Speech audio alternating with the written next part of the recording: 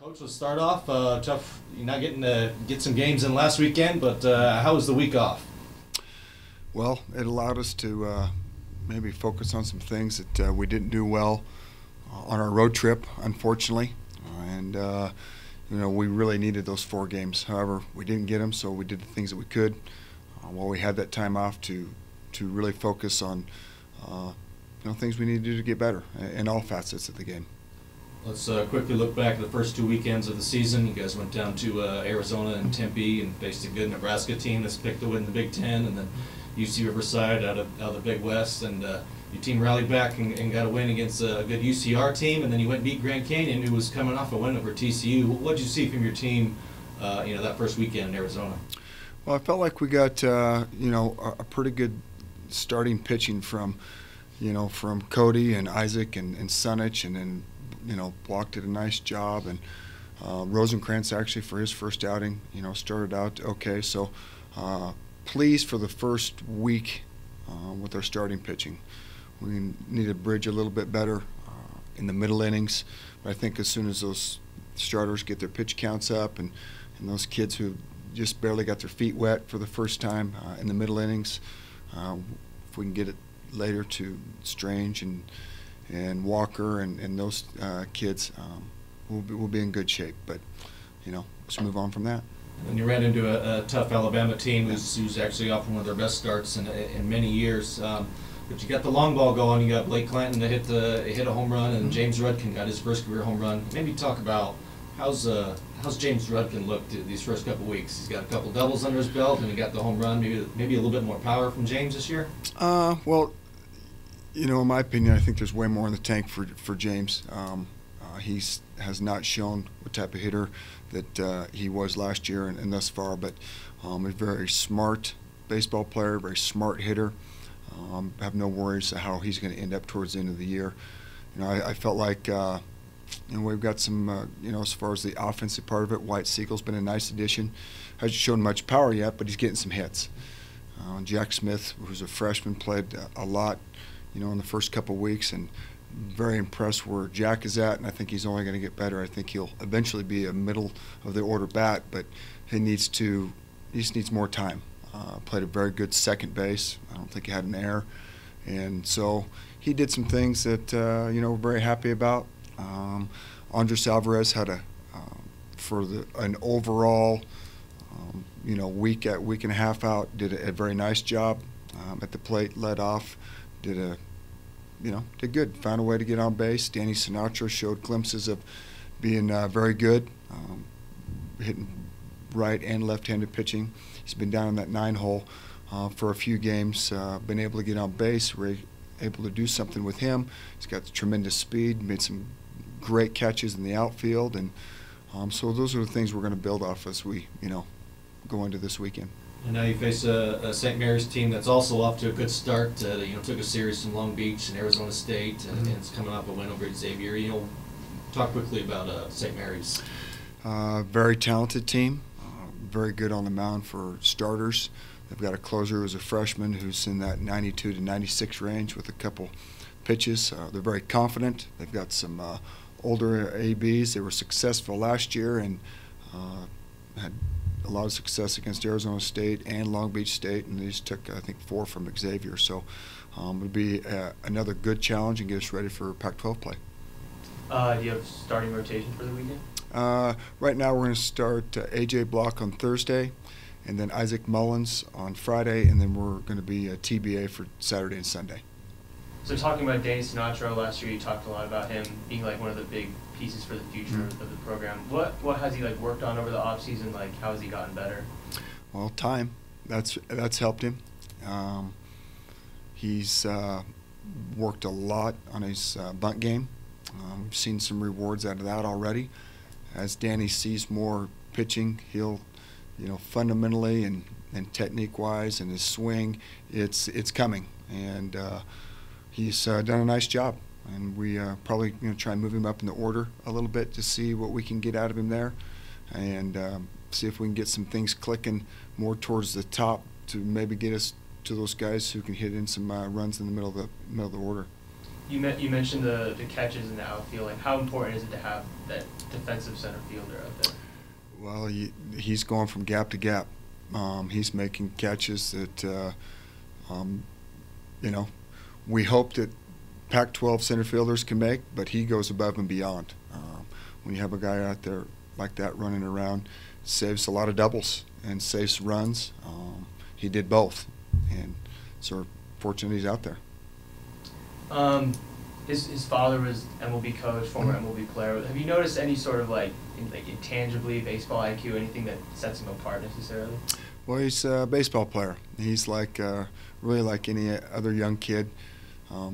Had a successful high school career, was drafted out of high school as a shortstop, and then we've moved him to center field. And I think you've seen a kind of a weight off. You know, when he's got a personality that's very inspiring, very energetic.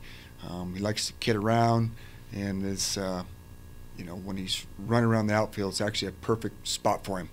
You know, because he doesn't have to think about too many things except for going to catching a baseball and throwing it where he needs to. So I think that's helped what he's doing at the plate. And again, you freshmen are, you know, for the most part, are freshmen. They go through those, you know, the process to understand how people pitch you and things like that. So very impressed with him so far. Thank you. Any questions on the phone line? Go ahead, Dylan. Hey, Coach Lee, Dylan from Cougs Fan. With Danny Sinatra and Andres Alvarez, was this what you kind of envisioned when Danny got a little older and more mature after that freshman year, having both of these guys with speed and contact at the top of the order? That's exactly what we envisioned. And I think you're going to see some, you know, I was looking at when we first started, Danny started, he was the leadoff hitter our very first game of the year, and then had Andres in the 9-hole, and I thought, you know, that didn't go so well the first game, and I'm not against it. We're going to keep, you know, striving to do those things. But, you know, I found some comfort, and I think Danny found some comfort after seeing a pitcher for a couple innings where he, you know, him and Andres have been on base a lot. We need people in that 2, 3, 4, 5 hole to knock them in. And then, where do you see these? Are you happy with your team's approaches so far? Is it kind of hitting into hard luck outs, or because you only have 3 guys hitting over 300? Are you happy with their approaches, or do they need to kind of work on it? Well, I felt like the approach when we were down in Arizona was good, and we were taking the balls that we should be taking, and we were swinging at the balls we should have. However, we weren't making contact, and we got overmatched with, you know, I would say just good fastballs, not anything that is overpowering. Something I thought we'd accomplished. You know, we were outside quite a bit this winter, and I thought that going into, you know, going down to Arizona would be a little bit more prepared, but we were not. But I liked the approach. We were moving on the right things. We, you know, towards the 3rd and 4th game, our base hits came with 2 outs. We get 1, 2 base hits, and then we couldn't knock them in. So. And then as we moved into Alabama, I felt like they had 2 really good pitchers. And I thought the rest of them were okay, but nothing like we're going to see in the Pac-12. So that was a little frustrating. I think we hit 220 for the series. We really never give ourselves a chance, really at all. Didn't have a stolen base attempt because of the, you know, trying to get more people on base. And we played just okay defense. I think we had a couple errors, and then, you know, we had a 7.88 ERA. So we've got to work on all phases of the game to get better. I'm very confident that we're going to do those things, especially, like I said, I think we had good starting pitching, and the more times that they face, you know, more starts they get, the more I think they'll just get better and better. And A.J. Block has been I've talked about AJ for the last couple of years now.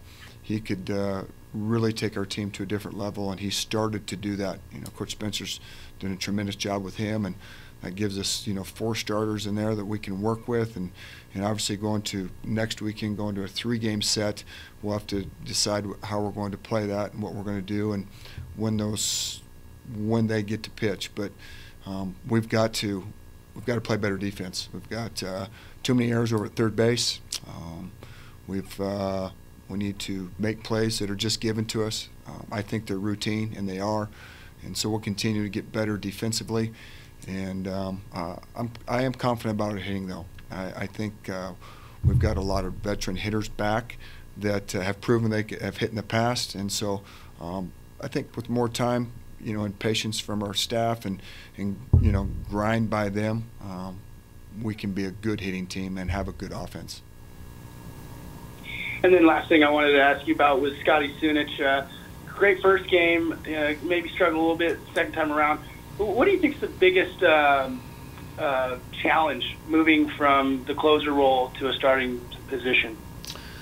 Well, there is a little bit of pace. When last year when he came out of the bullpen, he was blowing snot out his nose and just heaving it.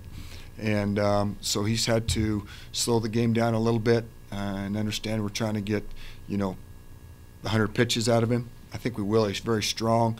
He has a better arsenal than he did last year for throwing front-end strikes and getting people out.